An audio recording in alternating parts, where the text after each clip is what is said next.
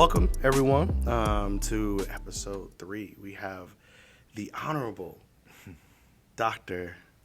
John C. Tyus here with us. Good man, good man. I'm going to let you introduce yourself in a second, but I appreciate you just taking the chance to come on here and talk to me a little bit. No, I'm honored. And go from there. We'll dive into a little bit of how we know each other, but excited to have you, man. Excited to talk to you a little bit about all the great stuff you have going on. You got some phenomenal things happening. So Thank you. I want to make sure to talk about that a little bit. So that being said, I'm gonna give you a chance to introduce yourself. Who is Dr. John C. Tyus? I'm a regular guy born in Columbus, Ohio. Was able to go to college with you. Yeah. And that's our high school. And born to a phenomenal father and mother. Dad started ministry at World Conquerors Through Jesus Christ back in 1992 with my mother. My mother was on the organ. She's an organist, and my dad was obviously up preaching and leading the ministry.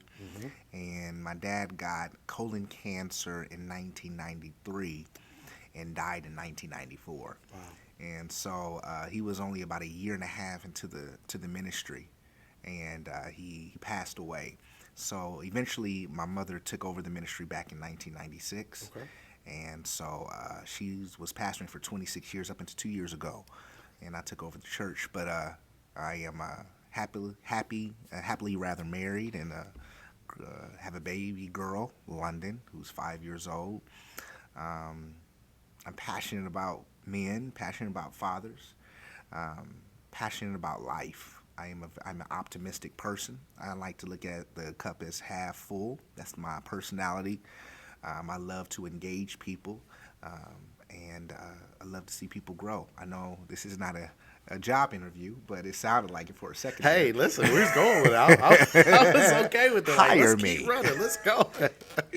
No, that's awesome, man. And you have a phenomenal space, and we're here in your church, right? And Dad's not location, but Right, at right, least right. The fruition of the ministry. So Absolutely. that's amazing Absolutely. to see where you are today, and can only imagine his pride that he would have. I'm sure he will be proud. I'm sure he will be proud. Yeah.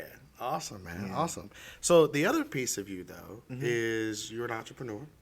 You have the ID movement. That is your organization. Tell me a little bit about that. So the ID movement came from a place of pain. The ID movement, again, really was started from my father's passing. Okay. And so once I got into school, went to United Theological Seminary, a part of the dissertation process was to write out your life story.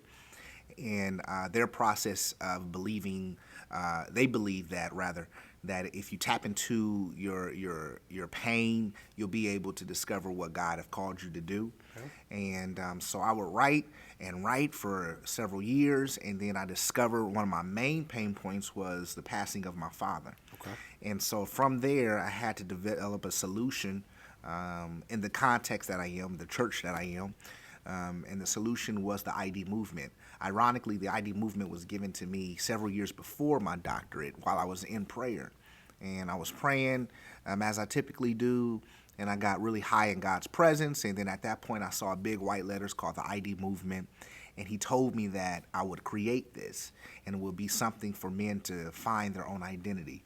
And so I saw thousands of men from all different ages and colors, and reaching up to heaven and asking God to help them find themselves. So that was in prayer, but it materialized once I got into my doctorate program. I started doing my research about fatherlessness. And so created the ID movement actually 10 years ago. This is our 10th year anniversary. Back in, thank you, back in March 2014.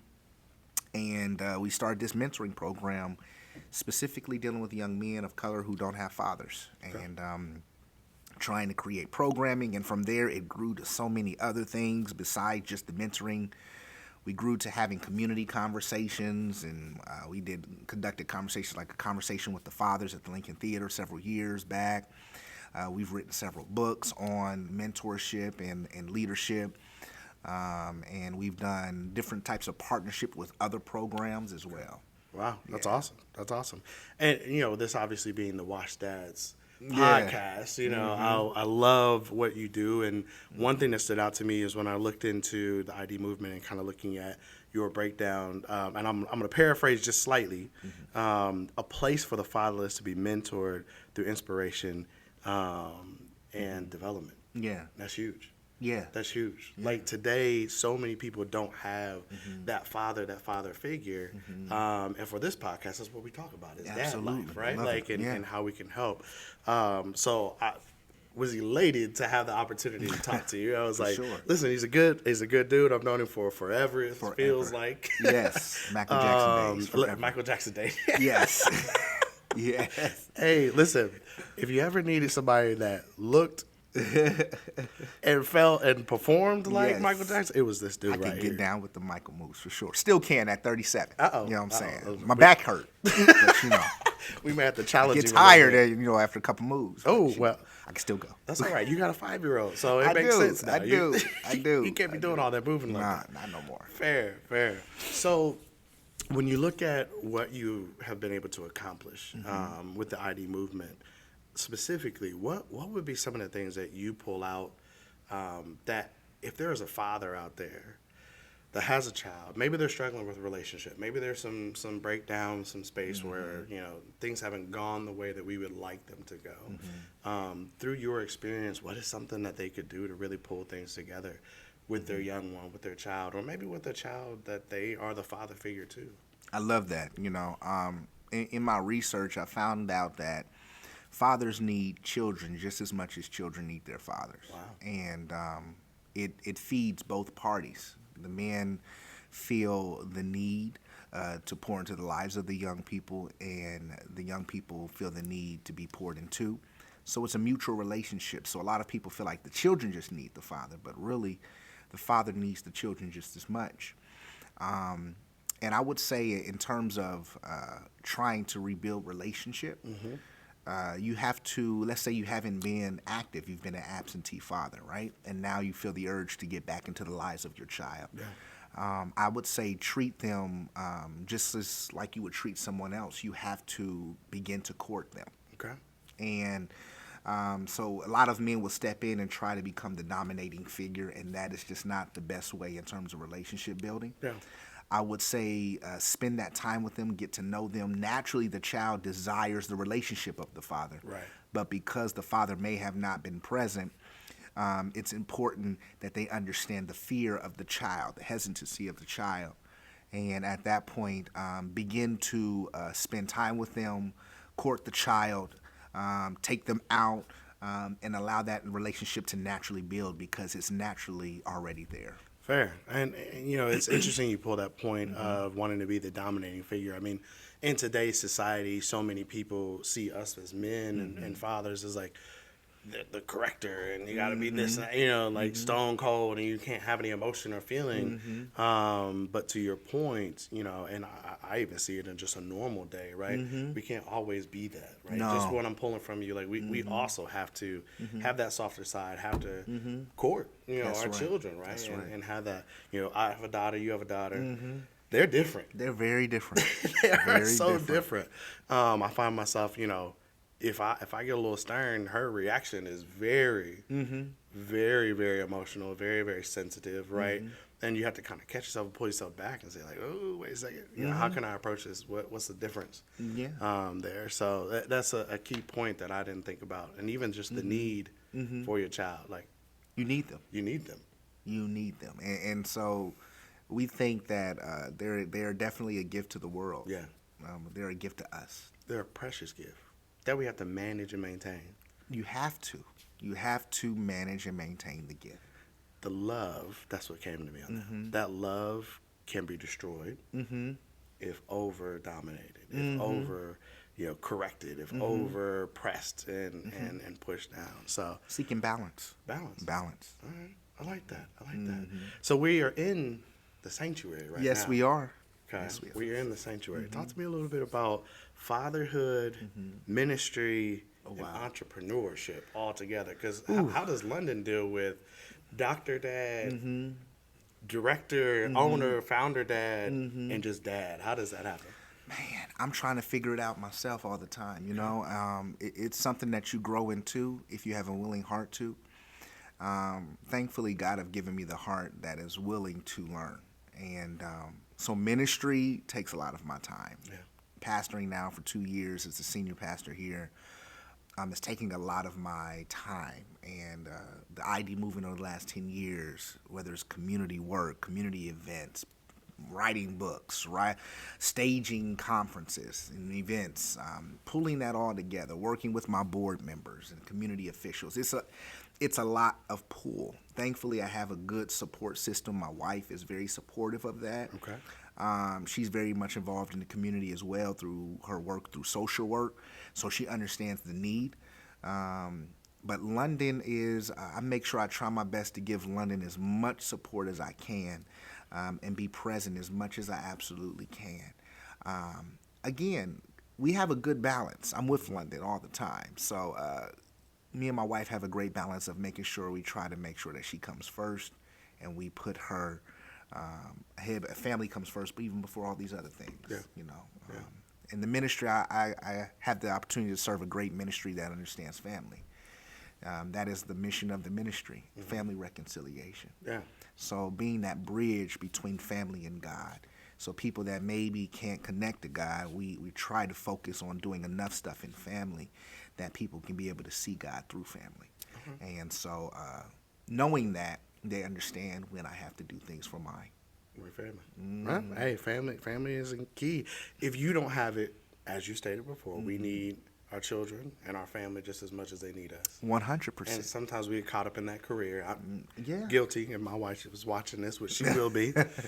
Guilty. You know, I do a lot of traveling. I do a lot of that. And sometimes you have that moment where you really have to take a moment to step back and say, hey, the career is going to be there one way or another. Yes. Whether it's this position, whether it's another position. That's right. But your family needs you just as much as you need them. So, Absolutely. I got you. Absolutely. You know, with everything that you do when it comes to ministry, when it comes to even counseling with fathers and kind of going through that process, what do you find is the biggest miss for fathers today? And I know you talked about balance, and balance is really important, but is there anything outside of that that you feel like we as fathers need to do more of in today's generation? Oh my gosh.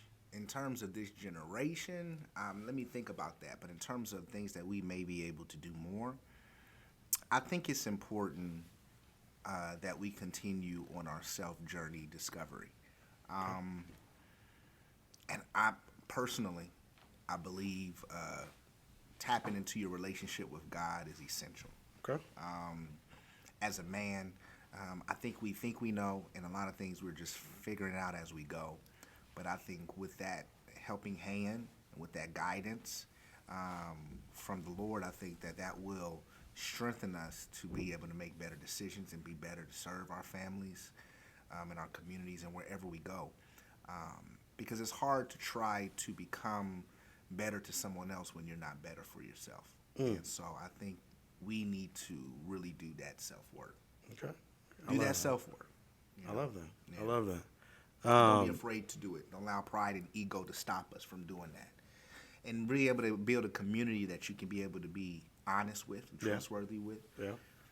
Because a lot of us, men, we naturally are pride-driven. And having brothers that we feel like we can honestly be real with and grow with and have that outlet without that judgmental lens, I think that's going to be very important. So tapping into God, a real relationship with God, and then having a strong community of brothers that will be able to support you. That's a key point. And I mean, for myself, I struggle with that. I'm gonna be honest with you.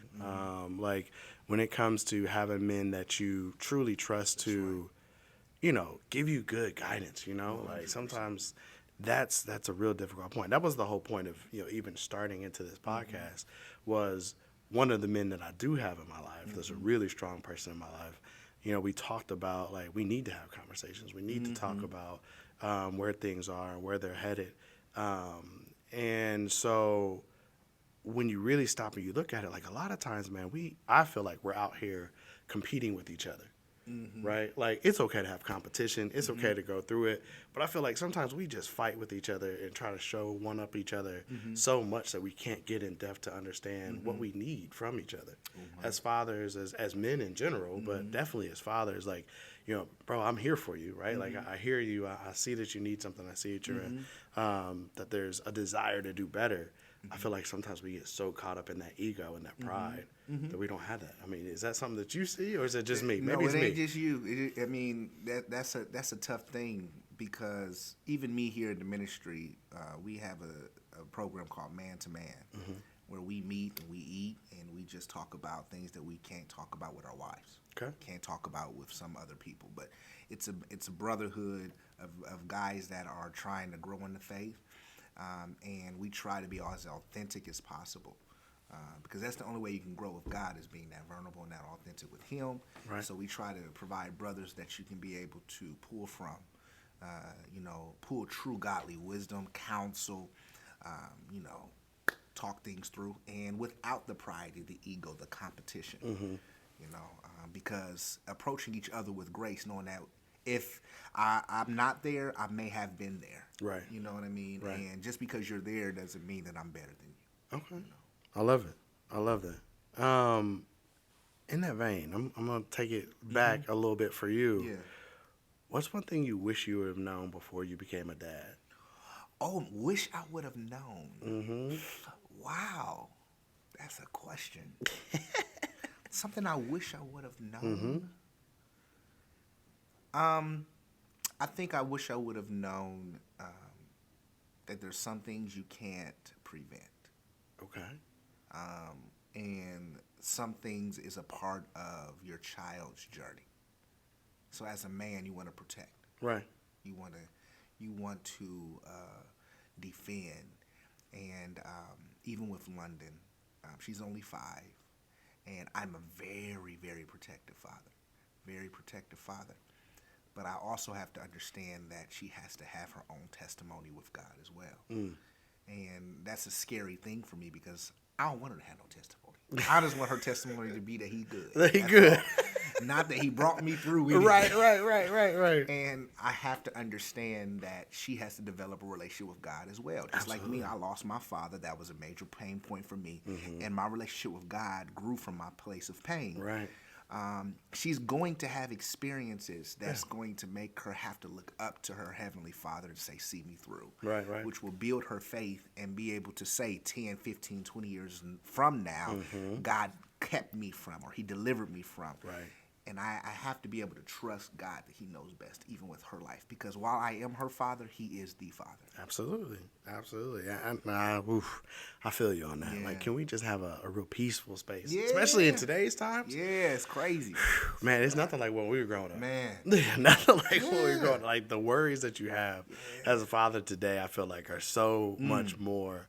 I remember my mom's biggest thing was like, don't ride your bike all the way down to Dairy Queen. So I grew up on the north side. We kind of talked about this a minute ago, but I grew up on the north side where, Brittenell, Argyle, all the way over to Sunbury. Yeah. And we lived right at Brittenell and Argyle. And Sunbury was a little distance away from the house, Yes, it and was. it wasn't like I can see you down the street. Yeah. That was the biggest worry. Now I feel like I don't even want to open the garage. I tell Lauren, I said, listen, when I open the garage, you step back here. Like, stand back here almost by the button Just like before we go out the door. Just like me.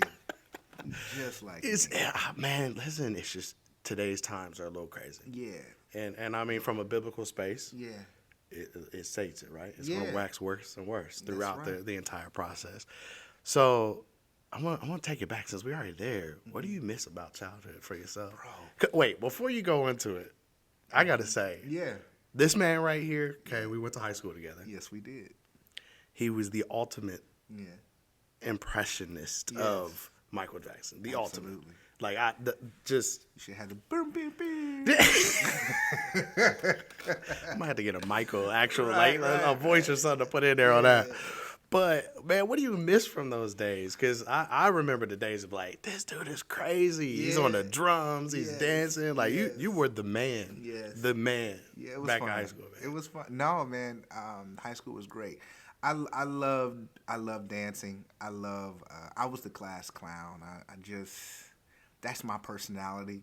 What I loved about and miss sometimes about the young, that are young times, just the innocence of the times. I didn't have to worry, and I think innocence is bliss, or ignorance rather is bliss rather. Because when you don't know, what the world is, and you're just living in that moment, man. Yeah. We didn't know what world we was even living in then. We were just living in the moment. Yeah. And sometimes I miss not knowing what I know. That's Kind of fair. crazy. Like bills? No. Bills, all that. All of it. Just put it all together. Just lump it yes. all there together. Let me go worry Yes. about my Ninja You Turtles feel me? and all of Come that. on Like now, that's all I want. X-Men, X-Men. Spider-Man, you know what I Listen, mean? Batman Adventures, you know. I mean, I miss Dragon Ball Z times. I'm chilling. Dragon Ball Z, huh? Yeah. I mean, I miss being young Yeah. and not having to worry about Yeah. anything. And the hope of life. I was always a hoping person, Fair. optimistic, always saying I was a dreamer. Uh-huh. So I miss those times when life hadn't got me yet. Yeah. But here's the thing. Yeah. That I see in you, Yeah. it might have got you, but you continue to press forward. Oh, for sure. Oh, every day. Oh, for sure. Every day. For sure. And I'm grateful that I'm still myself. Yeah. Even though life kind of touched me. Okay. That's a blessing. Listen, at nothing else, that is a blessing. You still here, you still moving. Absolutely. Beautiful baby girl, Yes. beautiful wife, beautiful Absolutely. family. Yes. You're doing what needs to be done. Absolutely. So to wrap it up, Mm-hmm. what are two things that you would share with someone that maybe wants to be a father? Maybe they're working at that life to get to that point. Maybe they're married. Maybe they are, they're dating. They're, fiance, whatever stage. Like if they want to be to that next step, what's two key things you would give them to say, hey, this is what you need to know going into fatherhood? Going into fatherhood, I would tell them to continue to do the self-work, like I mentioned earlier. Yeah. It's hard to, we always talk about self-esteem, but it's very hard to esteem something you don't know. And what I mean by that is we try to build up something that we don't know. We need to know ourselves, discover ourselves, and throw away the societal impressions and expectations, and really tap into what God has called you as a man and as a person to be. And at that point, you can serve your wife, serve your children, serve your community better. It starts with you. And so I would just encourage men to continue to do the self-work, because it can be a lot of pressure around the man, expectations as to what they should be. And I think sometimes we can get lost in the expectations, get lost in what people expect of us, Right. trying to mount up and become what people have told us we should be. Yeah. And stepping back for yourself, having that quiet time between you and God, and discovering yourself over and over again, allowing God to minister to you so you can minister to others. So that's one thing I would tell the guys. And also, don't be too hard on yourself. Don't be too hard on yourself. Give yourself grace, because God gives you grace. Yeah. I love it. Man, that was key. Don't be too hard on yourself. We a lot of times can be our own worst critics. Oh, for sure. We pound ourselves in the head. Man, I should have made that mistake, or I can't make mistakes. As mentioned absolutely. before. Like Absolutely. just really going. Different standard for men than it is for others. I'm gonna ask this question. Why do you think?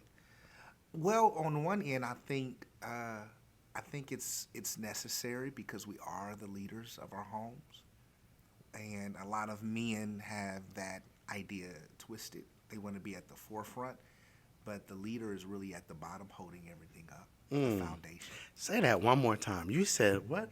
Well, a lot of men think leadership is just leading from the front, but it's leading from the bottom. Man. So it's the foundation of the home, and a lot of things fall on you, the expectations. Right. So on one end, I understand, but you also have to understand what should be under you should be God. That should be your foundation. Right. So you should fall back on him. Right. And I know I'm a pastor, so I'm going to preach that a lot, because I know what it's done to me. Right. And I know me at 19, when I was crazy and things was going wild. You probably don't know that, but broken relationships, depressed, wanted to give up on life. I tapped into God, and at that point, that's when everything changed. Grades went from F's and D's to A's and B's, self-awareness, and it was my relationship with him that made me who I am. Yeah. What I heard you say, and I'm going to take it to an analogy just because that's my personality.